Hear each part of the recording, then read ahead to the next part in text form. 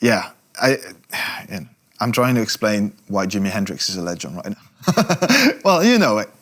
He's Jimi Hendrix for a reason. What's up, guys? My name is Guillaume, and welcome to this new episode of Hit the Tone.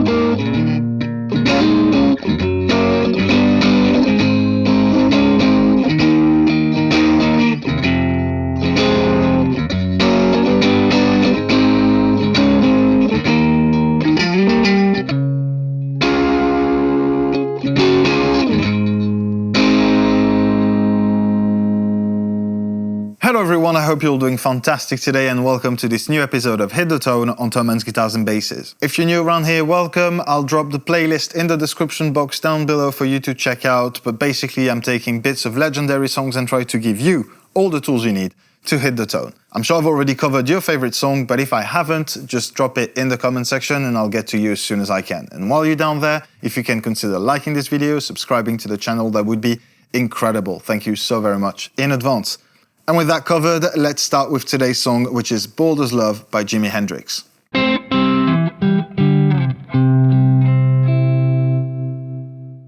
Now, since I released the first Jimi Hendrix episode, which I think was Little Wing, that was a long time ago now, a lot of you guys have been asking for Boulder's Love, both the Jimi Hendrix and the John Mayer version. I felt like if I were to do just the John Mayer version, a lot of you guys would have been angry that I didn't cover Jimmy, because that's Jimi Hendrix, right? Regardless of how great John Mayer's version of it is. But I decided to focus more on the Jimi Hendrix sound for that one. I'm going to start with the guitar, and with no surprise whatsoever, I'm going to be using my Fender Strat for this song. I'm going to be in position 4, which makes it a little bit more complicated for you guys out there who don't have Strat, or at least, double single coil in the middle and neck position, because that's going to be the position 4 on the selector. That's both these at the same time. Jimmy was very famous for using that position by jamming a toothpick in his 3-way switch and experimenting with that kind of sound. So that's what I'm going for today. This is going to be my guitar, and let's talk about the amp and pedal setup.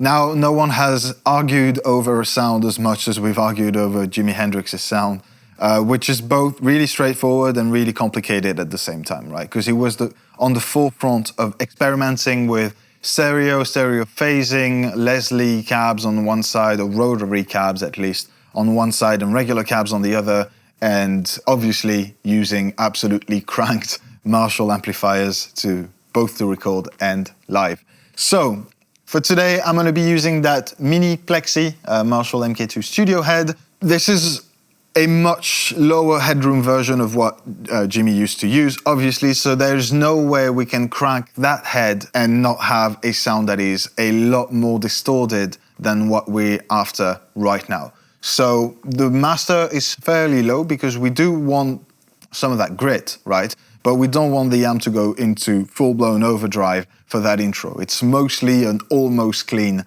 guitar sound, right? That being said, you do have that mid, very specific Marshall mid hump in there, and I think that amp is going to work very nicely for that sound.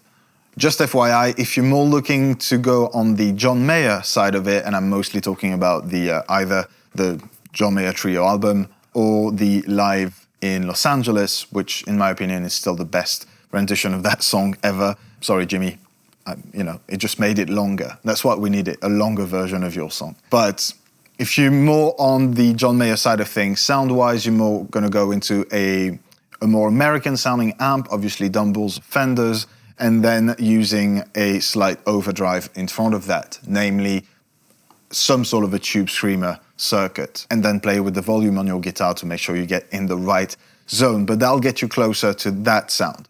Right now, for Jimmy, it's going to be that guitar into that amp, and it's going to sound like this.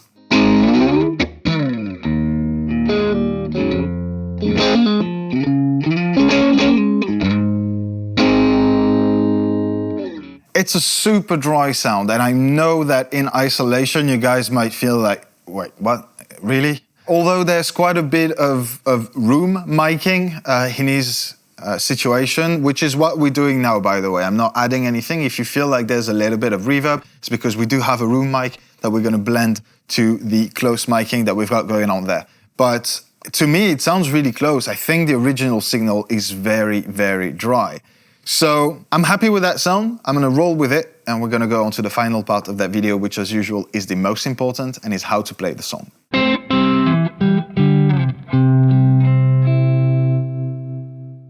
And we're starting by talking about tuning right now, because as most of what Jimi Hendrix has done, the guitar has to be tuned in E flat. So that's half a step down from your standard tuning. It's not a drop tuning, so your chord shapes stay exactly where they are. It's just half a step down. And short disclaimer before I start showing you the fretting and picking side of it is what I'm doing right now is, I think, somewhere in between the way John Mayer plays it and the way Jimi played it. I know it's not exactly like 100% Boulder's Love album version because of that influence that John Mayer had. I guess I'm going to blame him for that. You might have different tabs, different music sheets, different variations of that, but the chord progression, what I'm going to show you right now, is the very basics, the fundamentals of that song. That doesn't change, okay? With that said, let's start with the fretting side of it.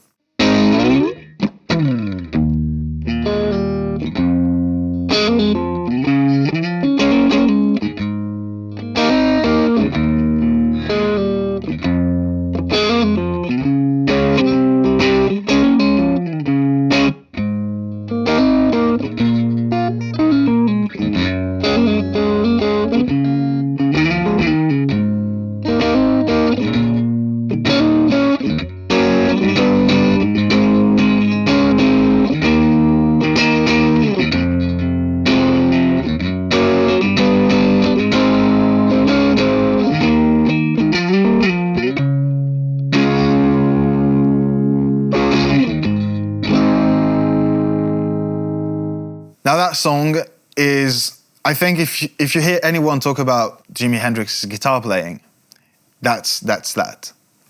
Every technique, you know, outside of what he used to do for lead sounds, obviously we're talking about rhythm guitar playing, but that is the quintessential Jimi Hendrix guitar progression right there. A lot of hammer-on pull-off, a lot of work around with triads and stuff like that. It's just, if you want to learn any Jimi Hendrix, all of these techniques are going to be super, super useful. And considering the influence that he's had on people like obviously John Mayer, but Stevie Ray Vaughan, John Frusciante, all of these guys, if you dive into these techniques, it's going to help you a lot to go through these players and these songs as well. So with that said, let's have a look at the picking side of it.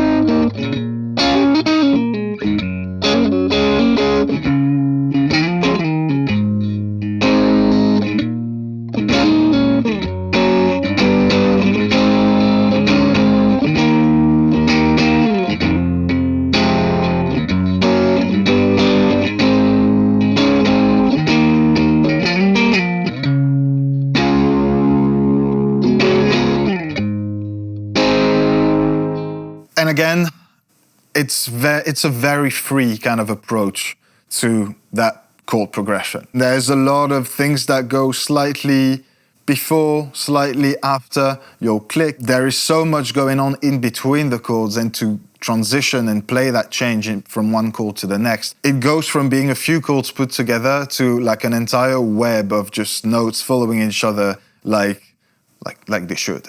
Yeah, I'm trying to explain why Jimi Hendrix is a legend right now. Well, you know it. It's Jimi Hendrix for a reason. But with that said, I think that's it, guys. You have all the tools you need to hit the tone on Boulder's Love by Jimi Hendrix. As usual, I really hope that you had fun. I hope that maybe you've learned a thing or two. And if so, please consider liking it and subscribing to the channel so that you don't miss out on the next ones, because they very well could be your songs. Just let me know in the comments which one you'd like me to cover, and I'll get to you as soon as I can. In the meantime, I wish you all a fantastic week, and I'll see you next Monday in a new episode of Hit the Tone.